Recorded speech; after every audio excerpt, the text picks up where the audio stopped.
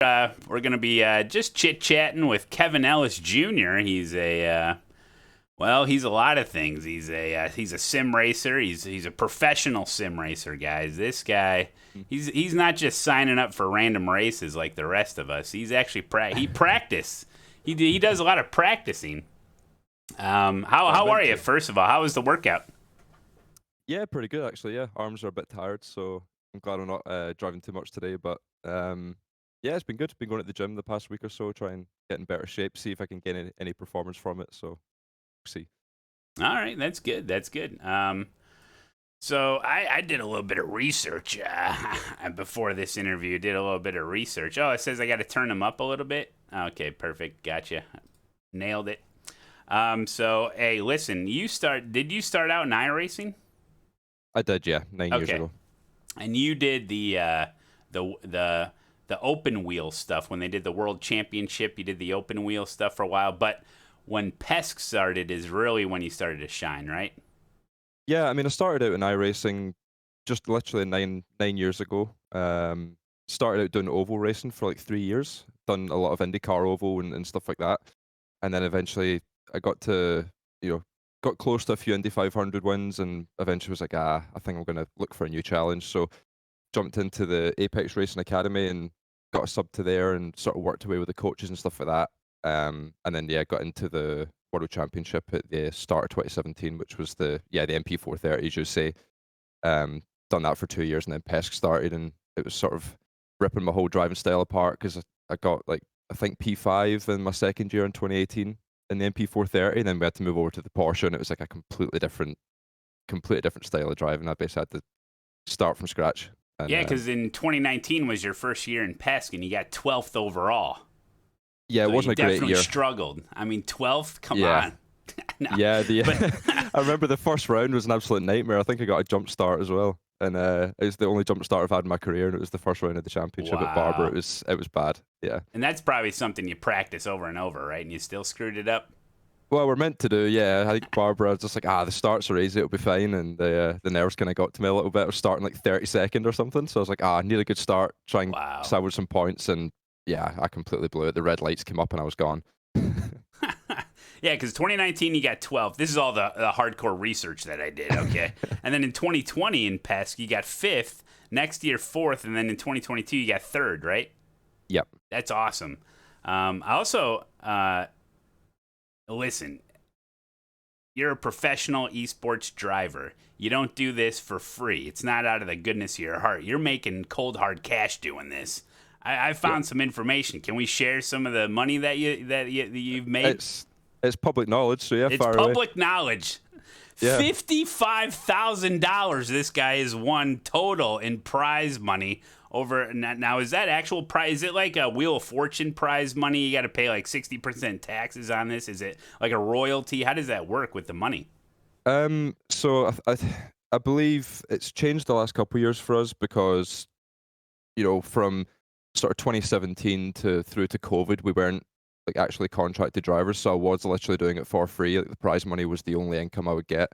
But during COVID and stuff, a lot of money also came into esports. Real life brands were looking for places to still represent when they couldn't go racing in real life. So it allowed us to obviously open the sim center that I'm sitting in now, and then get us onto full-time salaries. So yeah, we need to pay tax unfortunately on that prize money, but yeah, that is what it is. Yeah, so that's the money that you earn actually competing and performing well, but I'm sure there's other income revenues with sponsorships and all that stuff, right? That kind of supplement that? Yeah, I mean, we have like our base salaries, which is plenty to live off of, and then the prize money is just a little sort of added bonus as well. Unfortunately for us, getting big sponsors at the minute is actually surprisingly difficult. Trying to get these big brands to commit to you in esports and sim racing, it's still a really niche market, and it's something that we're trying to push out of. But yeah, getting sponsors is really, really tough. So pretty much every sponsor in our car, besides maybe a couple, is literally our own brands. Because Apex has got, obviously, we've got the racing team that I drive for. We've got the Academy, Apex Racing TV, which is the broadcasting service, Apex Racing Leagues, SDK Gaming. We've got all these different brands that we're sort of self-funded for the most part. But then, of course, we've got VRS and Stormforce and guys like that on the car as well, which helps.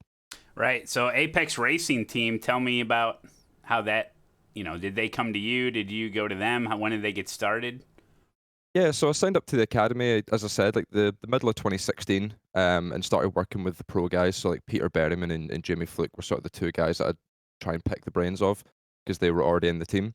Um, Went through the pro qualifiers and got into the World Championship. But I still had to compete under Apex Racing Academy for I think the first 4 or 5 rounds or so, and then I think it was Graham Carroll left Apex, so it left an open seat. And I remember I was sitting having dinner one night with my parents, and Alex Simpson dropped me a message on Facebook saying, you want the blue paint, and I was like, absolutely, yeah, like why not? And so yeah, basically I got into the team through the academy service, just tried to be one step ahead of all the other guys that were in there and just ask the right questions, get involved, put in the practice, and eventually Alex gave me the call up in I think May 2017, and the rest is history. Yeah, Apex Racing Team. They're known to be sportsmanship. Hey, look, they're very well respected around the esports.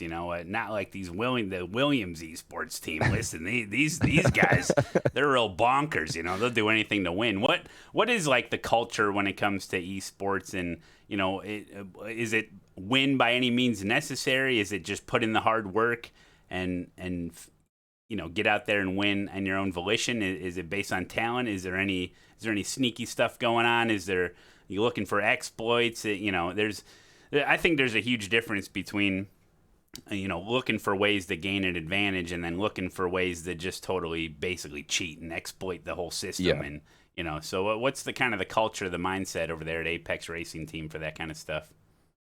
Yeah, I mean it's do whatever it takes to win, but within the rules. So if we find something that we think is in sort of a grey area or maybe is against the rules, all you can do is ask the stewards, "Are you guys happy if we do this?" We'll maybe send them a message a week out or whenever we find it, and just be like, "Can we use this? Are you guys happy with that?"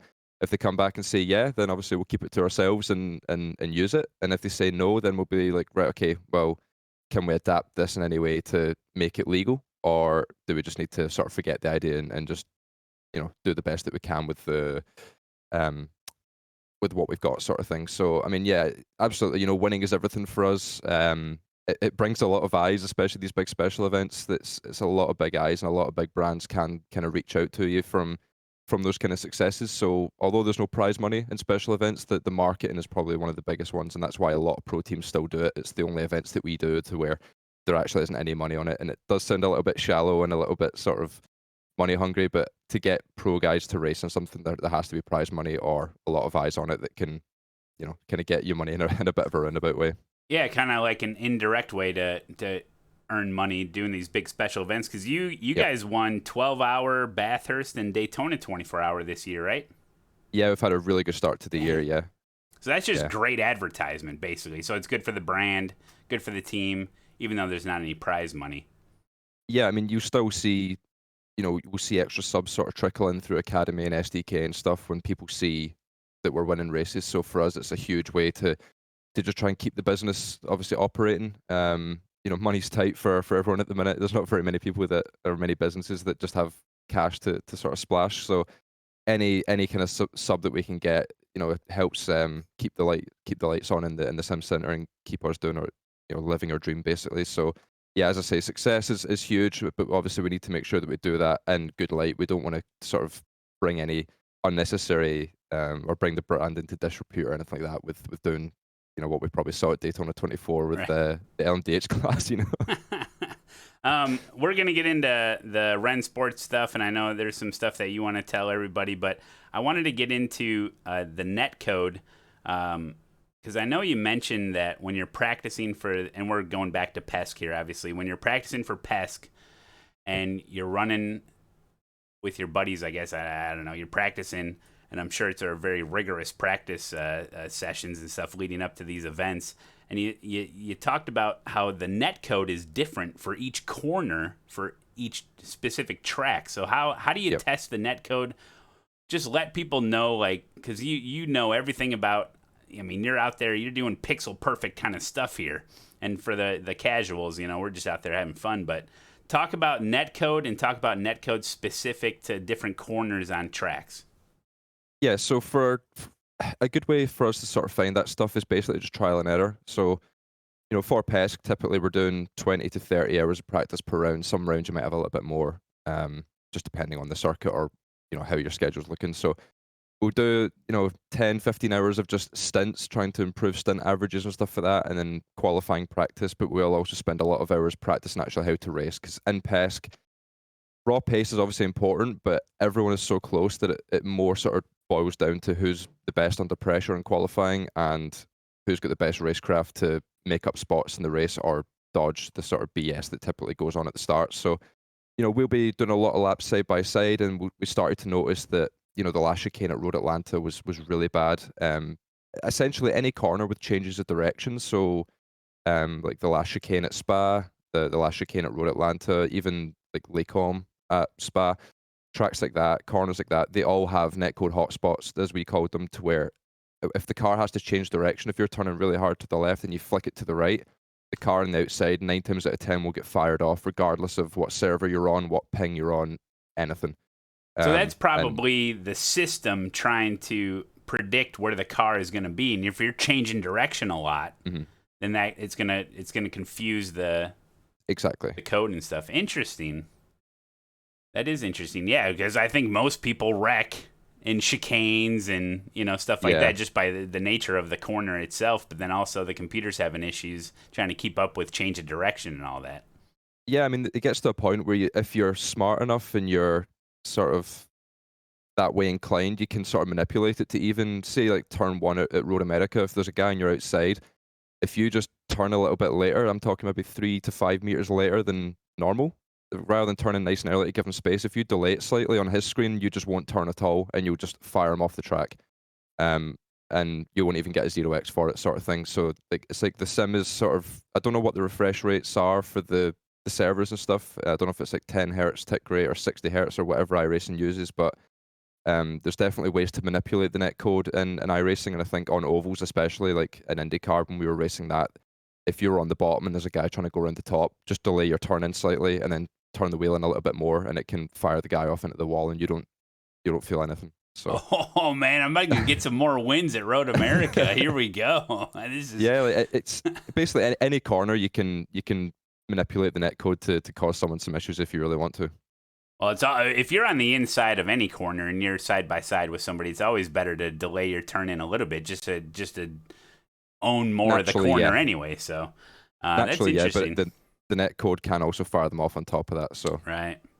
So you guys are looking at 20 to 30 hours of practice before some of these events. I'm jumping in. I get about... I use my qualifying session as practice. Is that my eSports level ready yet?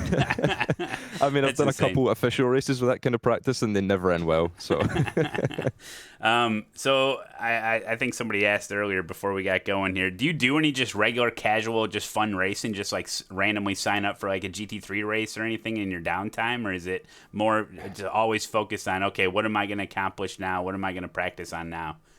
I mean, I can probably count on one hand how many official races I'll do in a year. The end of last year, once everything had sort of wound down, I jumped in and done like a little road to 9K iRating at the Nordschleife and the P Cup because I enjoy the combo. Unfortunately, got wrecked out in the first one, lost like 70 iRating and then won the rest. So I think I'm at like 89.51 or something, and I've just not, I can't really be bothered to go back and do more. And I'm also, as you say, it's more sort of, okay, what event's next? Is it 3 weeks out? I might as well just start practice 3 weeks out and just make sure that I'm ready for it. But with the way that our schedules are lining up between now and the start of June, I think there's like 15 or 20 races, like race weekends that we've got. So like basically from the start of January through to the end of October, November, there's really no time to actually sit down and have a week of official racing for us. It's a better use of time to practice for the big events to try and get some more prize money and stuff like that for us. Right. Okay, let's move on. Well, tell us about where you're at. Tell us about the academy. People want to know. Go ahead. Yeah, so at the moment I'm based in Corby. I'm originally from Glasgow, but moved to Corby in the UK, or in England, sorry. And we've got a sim centre here. I think if you were to Google like Apex Racing Sim Centre, it might come up. It's essentially where, 4 of us are housed. We've got 2 office buildings. One of them was completely ripped out and renovated into accommodation for us. So we've got like a pretty big kitchen, living room and stuff. We've got our own individual bedrooms, bathrooms, all that kind of stuff, loads of space. And then underneath us is like a storage room where we house like VRS hardware. So if you're in the UK and you order a VRS product, it will be shipped from us. So we basically are a redistribution center for virtual racing school, to try and, like, obviously with how Brexit and stuff went, I think VRS have like a location in Ireland, I think, and it made things quite awkward to get things from Republic of Ireland or from mainland Europe into the UK. So that was kind of one of the big reasons for opening this place. And then in this building at the moment, we've got 6 sims in here, which is like our team room, and then we've got 6 rigs outside as well in the sort of customer area, which are available for people if they want to do on-site coaching with us. They can hire out those rigs and they can meet us and we'll coach them in person rather than sort of through Discord and all that kind of stuff. It's also available for corporate events. So we've had a few companies have sort of hired the place out and just come over for like on a Friday night just for a bit of a work night out sort of thing and play about on the rigs, and we'll just sort of man it, adjust the pedals for them, sort of teach them how to drive. And some of the driving we've seen has not been great, but you know, it's as long as that they're having fun, that's the big thing. When you got 6 rigs in there? 6 rigs in this room and then 6 more outside, so we've got 12 total. So you got 12 total rigs. They probably all got like triple screens or at least 49. Let me see. I can probably move the camera around a little bit. Excuse the shaky hands. Oh, but you can see we've got like rigs here, and then out there's the customer area. Oh, wow. So when you get all those rigs, I just imagine the scene from National Lampoon's Christmas where he's got all the lights on and the thing's spinning like this, all the electricity bill. Yeah. That's insane, man. It gets hot in this room. I just got 2 computers, man. Yeah, it gets hot in here as well. Yeah. That's crazy, man. So you guys all live there? We all live together now, yeah. Do you guys like race to the bathroom in the morning to like see if you're like, oh, cut the apex, get to the bathroom first. I want the. Is everything a competition in the house though? Like, is everything? Are you guys real competitive? Obviously. I mean, we're pretty competitive, yeah. Like if we go and do bowling or something, like we went and done bowling last weekend and it got a bit competitive, but it wasn't for the score. It was more for high speed. And it got to the point where we went. I don't know if I should tell this story, but we went bowling with Gordy Much because obviously he's recently joined Apex, and you know, it was the last couple throws of the game, and Gordy just decided, fuck it, you know, grabbed the bowling ball and sort of overarmed it, kind of like a shot put, but he missed our lane and hit the one next to us and wiped all their pins out, and the guy was like, "Oh, I've been there. You doing? You just buy him a beer, you know, it's fine." Yeah. So we got a bit competitive, but it was more for the high speed thing, and yeah, Gordy won that easily. Yeah. Well, I'm sure you know you guys are competitive, probably in a more productive way. Like you're pushing each other to be faster. You're sharing tips and tricks and all that stuff. So I'm sure it's probably a pretty fun environment for that. Hey, talk about let's get into Rennsport. I call it Rennsport. Apparently, it's pronounced Rennsport. How do you say it? I say it the same as you, just Rennsport. Exactly. I've not been told otherwise. Exactly. So you moved away from PESC. Now it's Rennsport. You had the huge event. Actual Vision was there doing his best. Gamer Muscle. I thought Gamer Muscle did a great job at the event, talking with people and everything. Yeah. I think he did a great job. The event itself, very well produced, high production value. It came across extremely well on the show that they put on. When Rennsport came to you, or how did that all play out? When did you know about Rennsport? How did you get involved? And then we'll talk about the actual sim here soon. So it all sort of started, I think April last year. We got an email through from, I think it was the CEO of Rennsport, basically inviting us out to Munich to try the game early.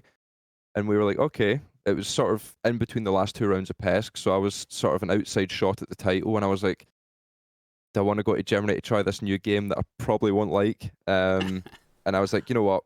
It's a once-in-a-lifetime opportunity. We'll go and try it and see how it is. So we do the round 9 of PESC, and then we start getting things together. ESL and Rennsport paid for all the flights and all the hotels and everything. They covered everything for us, so it literally cost us nothing. We went there. They had shuttle services, you know, for to get to the hotel, to the event. I think they had 12 VRS rigs all in a big sort of circle. Food and drink was always supplied, and we just got to sit and try the game out and, you know, do a little sort of mini competition to try out the game. Didn't feel great at the summit, I will be honest. I had plenty of complaints, but, you you know, when we got home, they gave us all alpha codes. So from sort of May last year all the way through, we were sort of sporadically testing it, just seeing how it was. But it wasn't very enjoyable to play, in all honesty. Then they dropped an eSports build, I think just after Christmas, like in 2022. So we had maybe 2 or 3 weeks on the eSports build before flying out to Katowice, and the game was just, it felt like a whole different game.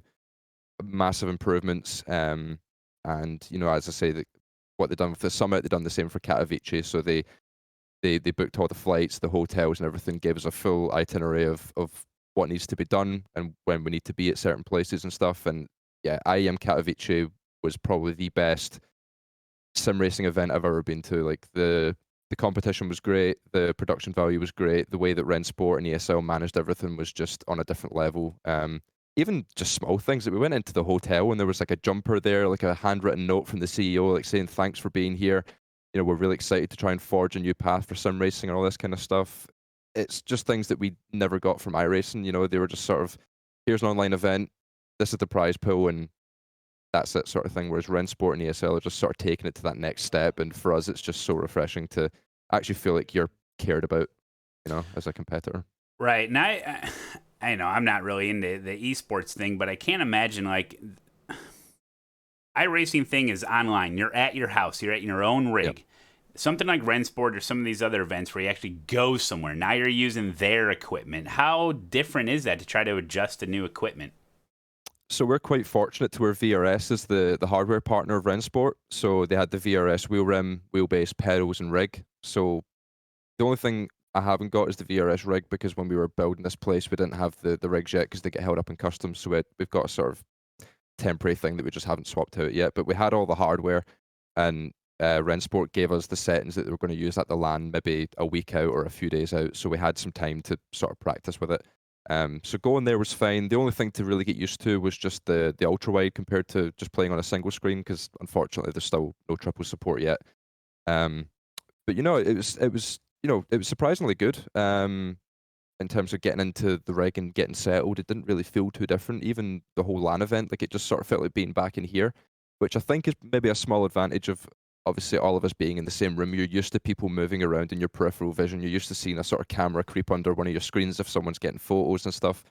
So when you see the big crane camera sort of swinging around when you're in the middle of a qualifying lap, it doesn't really bother you too much. So that would like, be so distracting. It'd be so distracting to have people moving around, gamer muscles trying to interview you when you're like in a hot lap or something. Like, I can't imagine, even just as a streamer, you know, with chat and stuff, that's a different type of distraction. But like when the wife comes down or the kid comes down and that's in like my real world, like it totally throws me off. So I'm sure you're used to, you know? Yeah, and you guys in that house with like people moving around, like I said, is great practice for these big live events. That's awesome. So Rennsport, what is it like? Is it more like ACC? Is it more like iRacing? Like, what are your thoughts on the actual? And obviously the game is not done yet. You know, you guys are probably driving on a little bit something different. And you guys were on a LAN thing, which is probably better. But tell us about the game. I think most you know, sim racing fans that are into iRacing in a set of course or whatever, I think we're all hoping for the best for this, and we're all excited to try it. You know, you can't really bash it till you try it. So you've tried it. How is it? So I've never played ACC, but from what I'm hearing from, you know, guys who have tried other sims, it sort of feels R Factor ACC-ish, sort of more in that sense. It's definitely the polar opposite to iRacing, which for us we're quite happy about, because with GT3 with GT3 cars and iRacing, there's a massive problem with the ABS that iRacing seemingly either refuse to fix or can't. I'm not really sure what the problem is, but essentially the ABS in iRacing only refreshes like 360 times a second, I think. So the brakes will only pulse 300 odd times a second, as far as I'm aware. From what I understand, I'm pretty stupid with that kind of stuff. But you're saying only? Yeah, so in the real car, it will do it maybe like a few thousand times a second. Oh, really?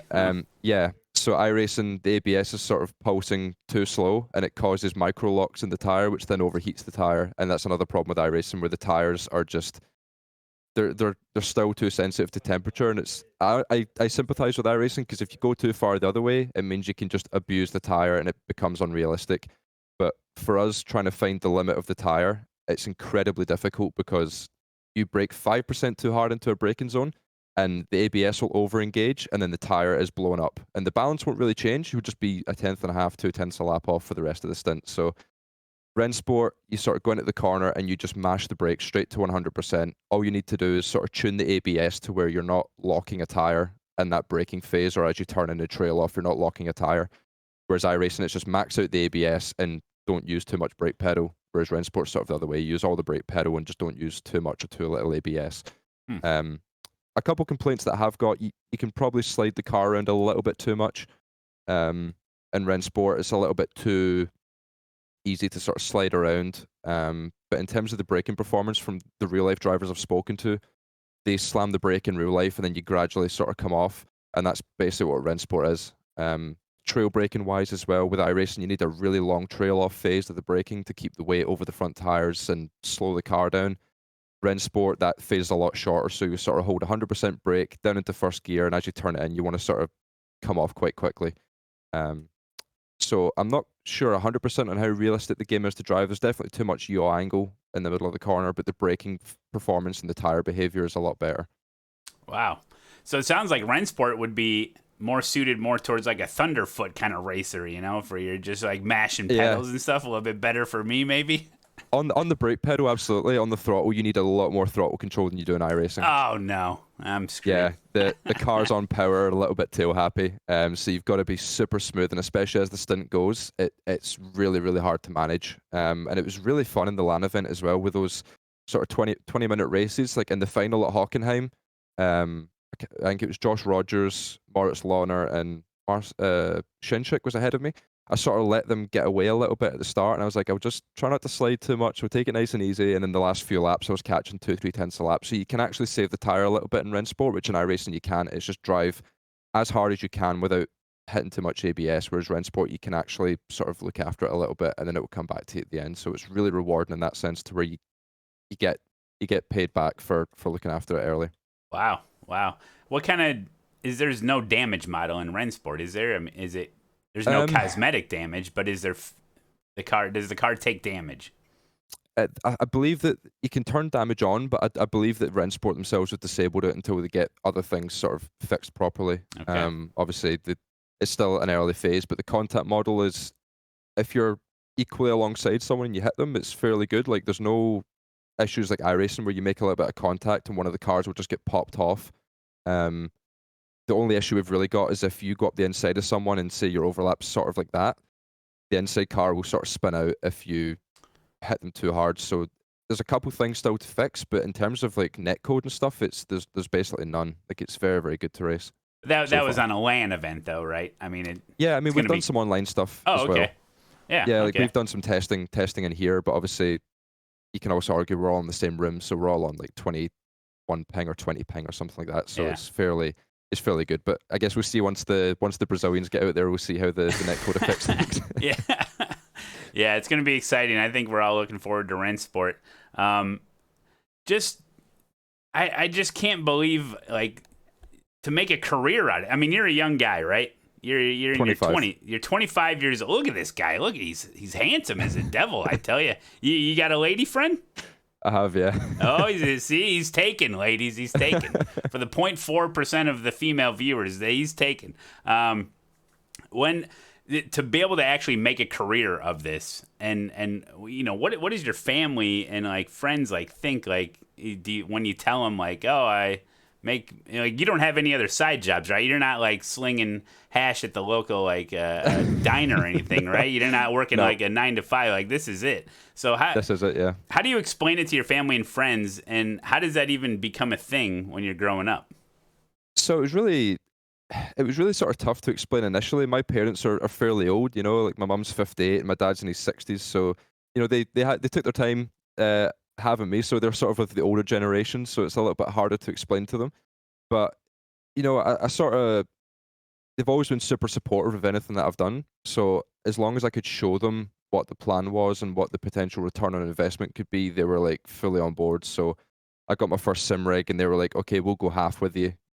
I was working for my uncle's company doing like aircraft refurbishment for like interior and parts like that.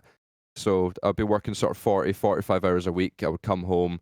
I would then do 3 or 4 hours of practice on iRacing until about midnight, and then get up at 6 a.m. and do the next thing again. So when I was starting, I had my money from the day job, and then sim racing was purely for fun, with maybe a few $100s at the end of the year during the F1 Championship for prize money. So they went half, and then Porsche came along, and I was like, this is it. Like this is why I've wanted the rig, because we've now got a $100,000 prize pool, I think it was at the time, and they were like, right, okay, there's your return on investment. That makes sense. And they just fully supported me from then on. My mates are always really supportive as well. They're always trying to watch the streams whenever they've got time, and they just find it pretty awesome. Like some of the people that I've bumped into through sim racing, and the fact I'm doing this as a career. Like, sometimes when I go home and we're out having drinks and stuff, we'll always talk about it. Like when I was in school together with them, like you wouldn't have really thought this was the career path I would go down. So are they kind of flippant with it? Like they don't think it's an actual job, right? But you're putting in the work, you're putting in the hours. I mean, you're dedicating your, most of your day to this. I mean, it's not just like, oh, he plays video games and makes money. I feel like people get real like they just like, it's just video games. But you're putting in the work. It's hard work. Like you said, you're practicing for hours and hours. I mean, we got a guy right behind you putting in the work right now. He's doing something. I think I'm trying to determine. Fluke. I think he's at Long Beach. That's Jamie Fluke practicing for PESC, yeah. At Long Beach? Yep. Oh man, look at him go! Oh yeah, see. Yeah, we got Pesca.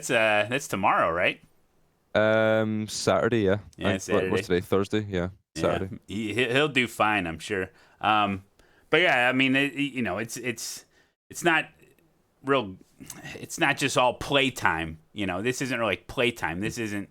You're just messing around with video games. This is hardcore. I mean, run us through like, if you're gonna be, let's just talk PESC, I guess, because he's probably more experienced with that. But just a normal practice day on PESC, like what are you practicing? Are you just doing hot laps? So the schedule I typically had was there was typically a 2-week gap between races. So you do the race on the Saturday, Sunday. I would normally tie up some loose ends with my Apex Academy work. Monday and Tuesday, I would then do the data packs for the coming week or two, so that I could clear my data packs for those 2 weeks, and I could just have a straight run at PESC rather than having to jump in and out of cars. Because the big thing for us is just making sure you have consistency. So every day you're driving the same thing. So if you've got some other thing to do, get that out of the way before you start practicing for PESC, so that you haven't got to try and remember how to drive other stuff. So yeah, I'd probably take a couple of days just to tie up some loose ends with Academy stuff, and then spend maybe 10 days practicing. First 4 or 5 days working away on the race set, running race stints just to get the repetitions in, because I find, for me anyway, learning a track, it's better to do a race stint because you can just do lap after lap after lap. Whereas with qualifying stuff and just doing the 1-lap runs, you need to do a lap, then stop, then reset, do the out lap, which isn't really very representative, and then do 1 lap, and then you need to reset again. It's just not as time efficient. So for me, I prefer just to do a race stint to learn the track. And all we do is, at the end of every stint, VRS will churn out like a stint average. So what we'll do is we'll go to VRS, see what the stint average was, and then we'll think, okay, what were we missing with the handling, or what do I want to change? Make a few tweaks, go out, try it again. Does the stint average improve? Yes. Okay, that's a good change. And just keep on. Basically, all we do is just chase the stint average for race practice, making changes to our driving, comparing with teammates, seeing what corners we're weak in, and then maybe 4 or 5 days before the race, switch over to qualifying. Obviously, back when I was doing it, it was all about brake dragging. So, I mean, I can't even begin to explain to you how demoralizing it was to wake up in the morning and be like, right, okay, 6 hours of brake dragging, doing 3 out laps, brake dragging 5-6 times a lap, to then have 1 go at it. And you were getting maybe 1 qualifying run in every 15 minutes. It was just depressing. And Spa was the worst one, because it was like 11 and a half, 12 minutes for quali, and you were doing 3 out laps at 3 minutes to then do 1 hot lap. And if you braked a little bit too hard, you'd overheat the tire and the lap's over, so you've got to start again. And it was just, wow. That made me hate my job. I actually was questioning quitting sim racing during that season. Was there communication between all the teams to iRacing to just, because I'm sure all the teams just hated that kind of practice, but if everyone's doing it, you got to do it. So is there any like discussion about like, hey, how are we going to get rid of this stupid brake dragging so we can focus on actual racing here? Yeah, so this is where I need to be careful. So when it first started, when Coanda sort of first broke the news, like first done it at Interlagos, I think it was 2021, I think it was. I put in a great lap at Interlagos. I was maybe a few hundreds off Sebastian Job, who in my opinion is probably the best qualifier at the minute in iRacing. It's between him and a couple other guys. I was like, okay, that's a good lap. I'm within a tenth of Seb. I've done good. And then all of a sudden, boom, Dave Williams on pole, boom, Mac Backham, boom, Mitchell, Josh. And I'm like, by the end of it, I was 7.5 tenths off pole. I was like, Coander 1 through 9 in qualifying. Like, what have we missed? So we'd done the race and thankfully managed to win the feature somehow. And we went back and looked at it and was like, oh my God, like, why are they just on the rev limiter out the pit exit? Went and tried it, instantly went 7 tenths quicker, and we were like, we looked at tire telemetry, it showed nothing. The telemetry showed absolutely nothing. It didn't affect tire temps, it didn't affect tire pressure, it did nothing in terms of telemetry. You were just 7 tenths quicker. So iRacing moved some rules around, said that you're not allowed to do it in the pit exit anymore. So then Coanda figured out that they could just do it on the track. So they picked 3 or 4 corners and they would just stop at every little corner and do a quick brake drag. Again, found them about half a second. We all blindly went into the second round thinking, okay, brake dragging's done. That's it. We can go into it. And then again, Coanda and a few other teams had tried it and figured it out as well. So again, I put in an okay lap and I think I was not even top 15. I was like, a few of us got chat bans after that round because we voiced our displeasure in the text chat, and Tyler Hudson wasn't a huge fan. So we began having a bit of a discussion about how to stop it, because it wasn't affecting tire temps. Brake temps aren't modeled properly, and iRacing said that if you watch real life racing, this happens, so it's realistic. And that was kind of end of discussion. So they were happy with it happening, but then they brought out the scrutiny system to try and stop it. So we were a bit confused because we were like, well, you said it's legal and it's fine, but you're now bringing out a system to try and stop it, which was a little bit bewildering. And essentially, it kept on growing arms and legs from there. They brought out scrutiny. The new challenge was finding out how long you could brake drag before the black flag got you, changing whereabouts on the track that you brake dragged. So we found that typically brake dragging in the slower corners was better because the expected speed in that corner is a lot lower, so the sim would let you do it for longer. If you tried doing it in the middle of a straight, you would get pinged after half a second, but if you'd done it into a hairpin, you could maybe get 6-7 seconds out of it in some cases. And then we found out the weaving was slightly better, moving the speed around. If you'd done it at 33 kph, you had no grip. If you'd done it at 35, you had a ton of grip. That's crazy, man. To figure all that stuff out is just hurts my brain. That was how far it got, and Wow. Eventually we figured out that we were telling iRacing it's not affecting tire temps, and they were sort of not disagreeing, but we couldn't really agree on what it was actually doing. And then we basically went, after about halfway point of 2021, we were like, it's something to do with tire conditioning. So conditioning is what will affect the tire in the first half of the stint, typically. It's sort of how the tire phases in and how it deals with temperature and how much grip you'll have. And then the second half of the stint is more curing. So the tire, if you cure a tire too much, it'll obviously get too hard, you have less grip, and you'll generate more temp because you're sliding more. So brake dragging essentially manipulated the tire conditioning to where you just had way more grip and you would produce less temperature. So you had more grip and less heat. So the time gains, you would just gain everywhere on the track. There wasn't a single point where you'd be slower with brake dragging. Wow. And that was basically what it ended up being. It was tire conditioning, and the longer you'd done it, the better it got, basically. So it was 2 years of that, and eventually they figured it out and managed to fix it. Wow, that's crazy. So for the layman's, like, let's say, I want to get into like some advice that you can give to just normal casual sim racers on iRacing. Let's say most of us do like, half hour, 45-minute, 1 hour races with, GT3s and all that stuff. What is the best way to take care of the tire? What should we be doing out there during a race in order to have the most consistent race out there possible, and then we're not spinning out everywhere? So, I mean, obviously the big one is sliding. If you're having big snaps of oversteer or getting loose and or like understeering as well and scrubbing the fronts, that will overcure the tire, and then you're not going to have an awful lot of grip. And obviously, because of the temperature deg problems that we have with iRacing, once the tire gets too hot, it's very difficult to actually bring it back down without having to give up a ton of lap time. Or you just drive on the grass. It cools it down, right? It used to, not anymore, unfortunately. We can get to that as well. The grass dipping was a good one. So yeah, essentially just trying to prevent any kind of sliding. which is obviously easier said than done. It's very easy to sort of understeer if you're trying to carry as much speed as you can into a corner. It's very easy to go a little bit too hard and scrub it. So any like the massive blatant spins or like massive snaps of oversteer, you want to try and cut them out. If you're driving GT3s, trying to minimize how much ABS you use. There's a bit of a Goldilocks zone, I like to call it, to where you want to use some of the ABS, but not all of it. So you want to slowly bring the brake in. You want to try and apply the brake nice and slow so that you can find that point where the wheel will start to very lightly vibrate, and that's when you're hitting the ABS. If you feel it like when it's really actually quite hard to turn the wheel in the braking zone, that's when you've gone too far.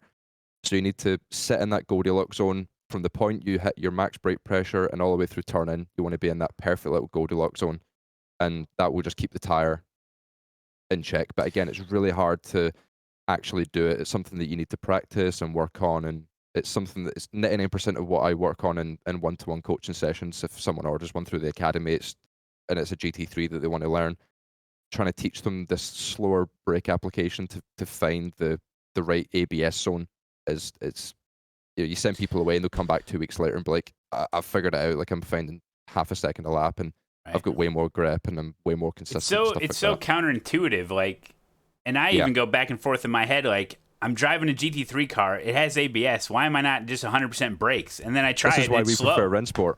That's why we prefer Rennsport, because you want to use it. It helps you. Whereas in iRacing, it harms you more than it helps you. Right. So that confirms it, guys. I mean, that's the reason when I'm just driving a normal like Ferrari GT3, I'm not 100% brakes, and I can't really explain it. It's just that I know that if I do whatever 70-80% sometimes, depending on the corner and stuff, where it's just better. It's just smooth, just trying to be smooth. And you're saying transition, so when you're transitioning from throttle to brake, just keep that transition nice and smooth. And just kind of ease the car in, and don't be sliding around.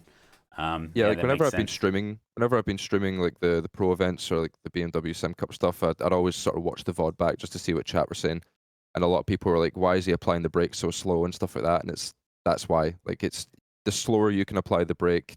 For me, anyway, I typically have better results the slower I can apply the brake. But there are some of our guys who apply it quite quickly. They're just really good at just finding that zone pretty quickly. Whereas for me, I prefer to really lean into the brake quite slowly. Right. And for me, it just works a little bit better. And the same thing, again, it'll apply to cars that don't have ABS. So like in the P Cup, you want to try and have that sort of more gradual application to where you're not going to shock load the rear tires, because you run pretty rearwards brake bias, right? So you don't want to under rotate the rear tires and scrub them on the way in, because when you pick throttle up, the tire's going to be 10-15C hotter than it would normally, and you'll spin or you'll get loose. So it's really small things like that. That's crazy, man. We got a lot to learn out here. Okay, maybe we should practice more.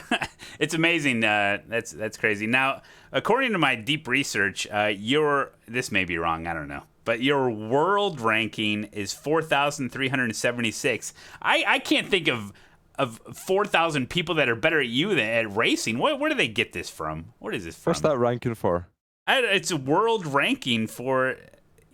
Maybe it's general esports. I don't know. It says your country rank is 155. Who knows what kind of websites I'm looking at here? Look, that ain't right. You're number one in our hearts. That's what I think. I appreciate that. Thank you. We might take, if you guys got any questions from the chat, we can take those. But 100%. You do some streaming. You do some content. What's the mix kind of between actually focusing on these big events and making content? How do you balance that?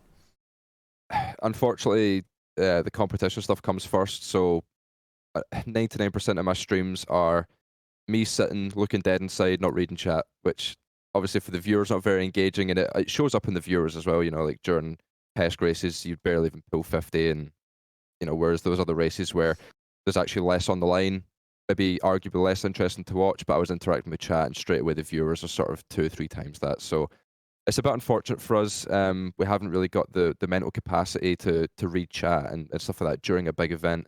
So yeah, we just sort of make content whenever we've got a sort of quiet period. And again, I want to do more fun streaming, especially on iRacing now that I haven't got that black stripe to worry about. I can actually have a bit of fun with it and just try not to really care as much. But again, time is the big one. I think in just over a week's time, we've got round 3 of Rennsport, so I'm not really going to be touching iRacing besides a few data packs for the start of next season.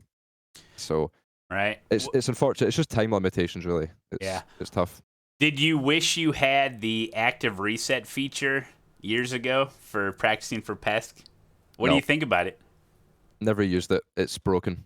It doesn't work properly. So okay, tell us. Okay, this is good stuff. What do we got? So the active reset, as far as I'm aware, also conditions the tire. Every time you reset, it will condition the tire a little bit more. So if you do a lap, say we're at Sebring, for example, and you do a 155.0, if you hit active reset a bunch of times, it will gradually condition the tire, I believe. Again, I don't use it, but I'm sort of, from what I understand, it conditions the tire a little bit more and a little bit more, and eventually you can go maybe like a 54.2 or something. So the active reset, in data packs, it would be great to use because it cuts out the whole outlap.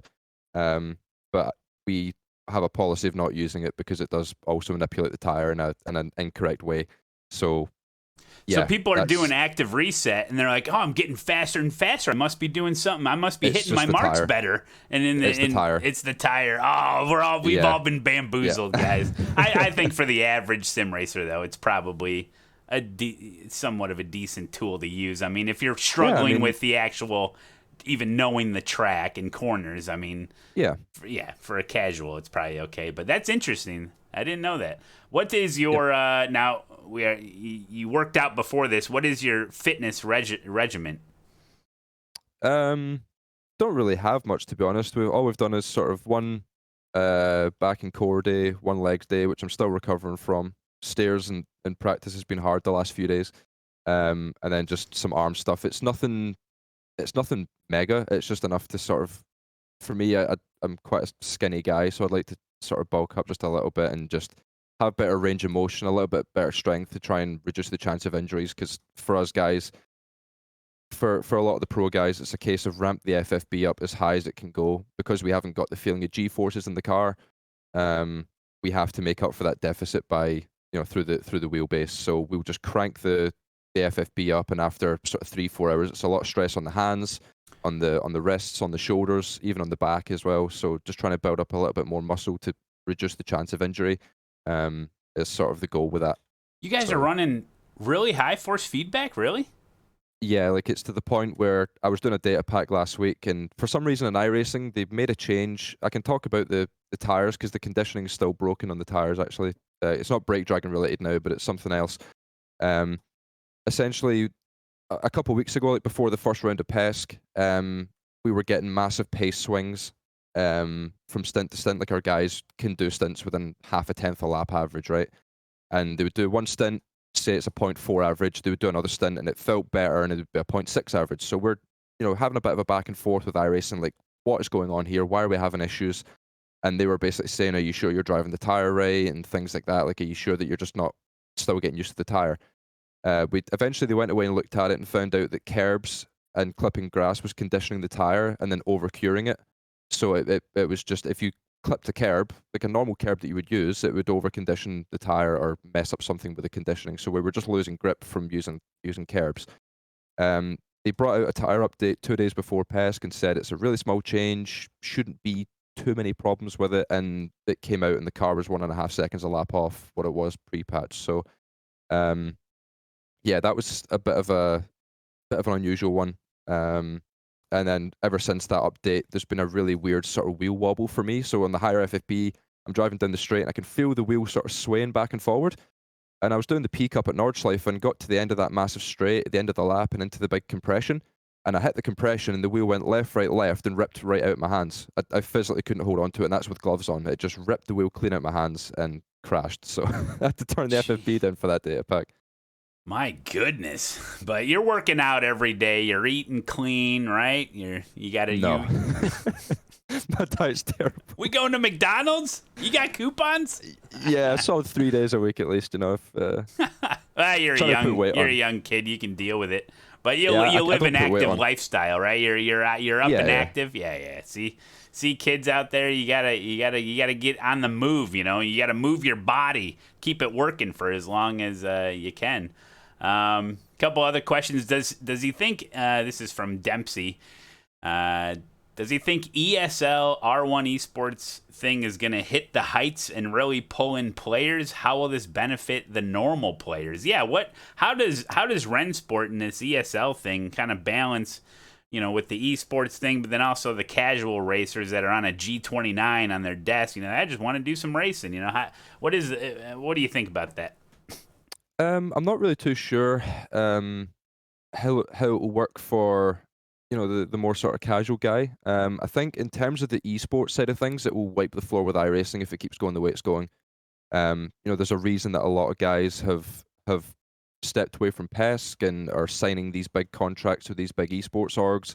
Like some of the salaries that these guys are on now is pretty huge. Unfortunately, I'm not on that side of the side of the coin, but there's some guys that are very, very fortunate have signed some massive contracts, and that's why they're stepping more into Rennsport and leaving iRacing behind, because even the prize pool of Rennsport in its first year, it's €500,000 prize pool in its debut year, and we've got I think 3 LAN events, so it's already doing what iRacing hasn't done for the past 10 years. So I think esports wise, you'll gradually start to see drivers stepping away and focusing more on Rennsport. But how it's going to work for the average player, I'm not too sure.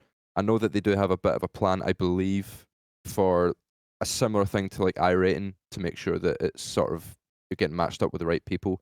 But ultimately, I'm not really one to say. I'm not involved in the development of that sort of things. We just simply give them feedback on like track limits, tracks, and cars. Everything else is sort of exclusively Rennsport, so I don't want to comment on anything and get it wrong. But they have a large list of things that they plan to achieve for the average player, to make sure it's not just an esports product and that's it. So. Yeah, I'm just wondering where they're coming up with all this money.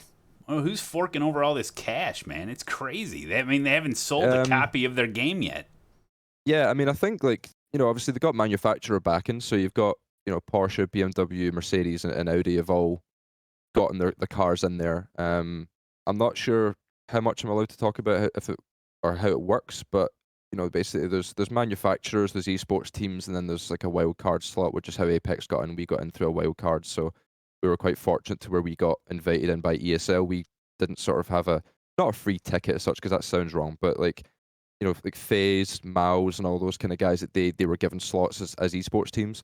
So they just had to essentially go out and sign drivers. And that's where a lot of these big contracts are coming from. And then you've got like the manufacturers like Porsche, so it's Porsche Coanda, BMW, which are BS competition, Mercedes esports team, and then Audi haven't actually got one, surprisingly, but they're the cars in the game nonetheless. So these big manufacturers they've backed the product, they've got themselves in there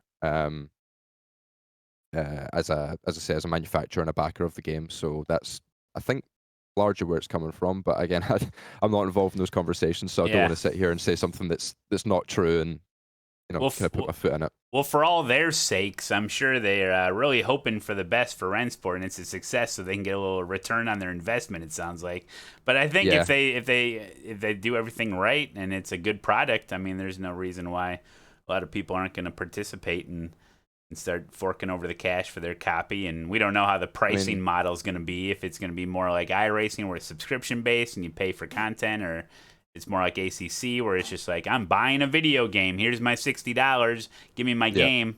We don't really know that yet. That's interesting. What are your goals then moving forward? What are you thinking for 23, 24 and the years to come? What are your sim racing goals? Yeah, so I mean, obviously the big thing is just making sure that I'm successful. I want to obviously I want to win, but I'm very much a realist. So I think at the moment Katowice went fairly well. I was pretty under practice for it, but we're sitting P6 I think in the drivers' points, which is pretty good when you look at the guys that we're surrounded by and how I was a little bit sort of undercooked. So I mean, yeah, just hoping to get through 2023 on Rennsport with make it to the final.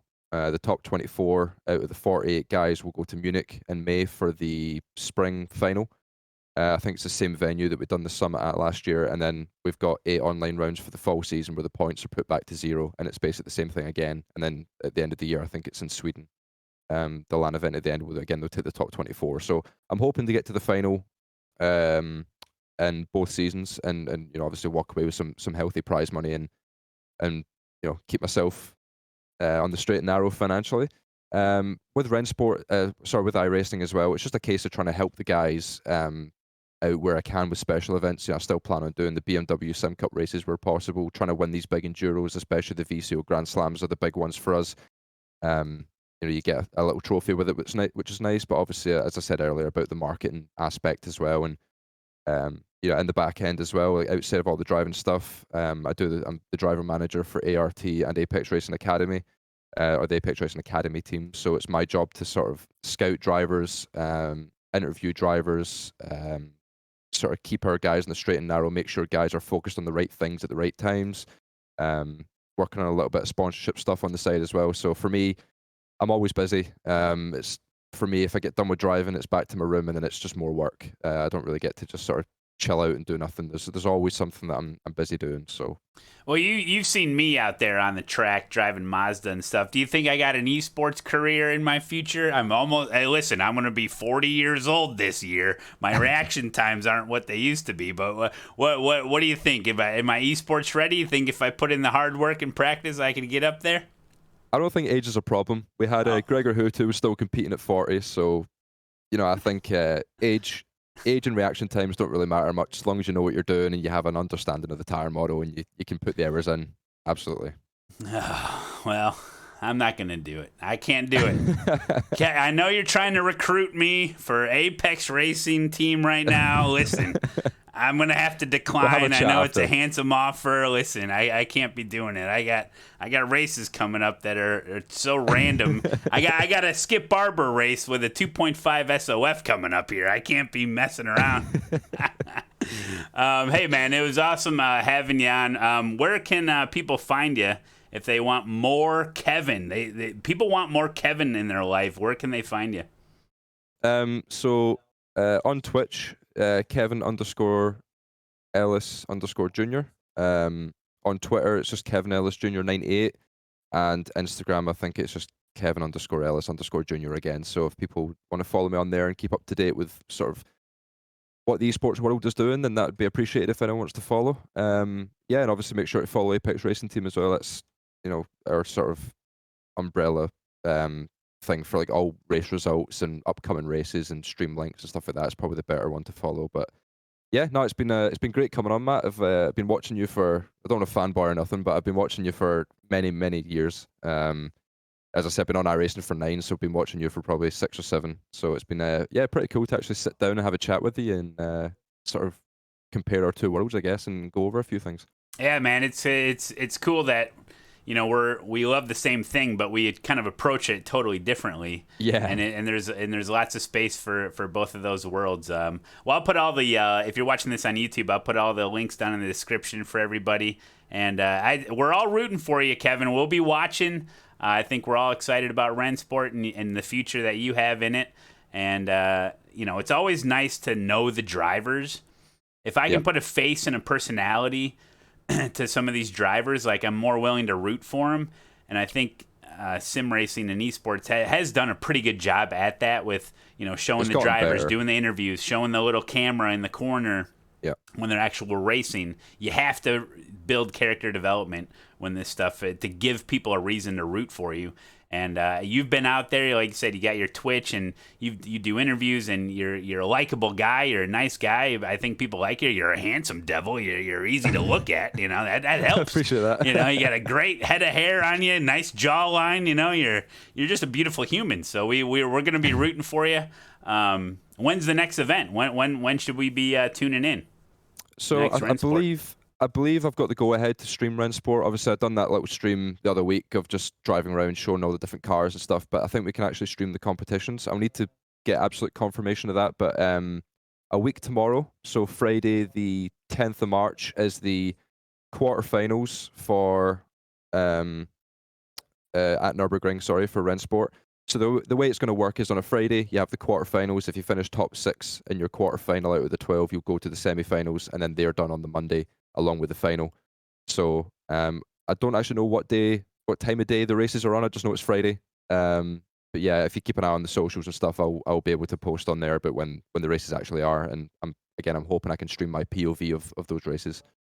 That'd be awesome. Hey, we'll make sure we subscribe and we'll hit the notification bell. That way, when you post something, we'll all know about it, guys.